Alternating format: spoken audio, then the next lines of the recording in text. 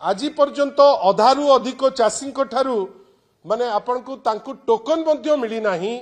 तृतीय मंत्री मानक मंतव्य रे तालमेल नाही। को मंत्री कहउचंती जे गोटे सिंगल टोकन रे आपण को 150 क्विंटल धान उठेई हबो, किए कहउचंती आमे 100 क्विंटल धान उठेई हबो।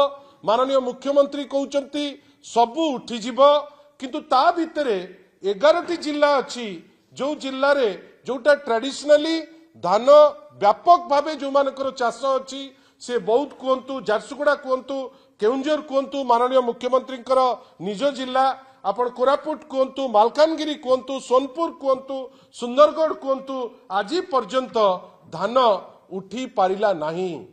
आपण भावंतु धान तो आपण उठी पारु नाहंती, किंतु से समय रे आपण को जो क्लिप आमे देखैलु से क्लिप रे कौन कहउचंती माननीय मंत्री श्री कृष्ण पात्र कौन कहले से मेसेज ना गोटे मिछ तथ्य देइकिरी मु तो आश्चर्य।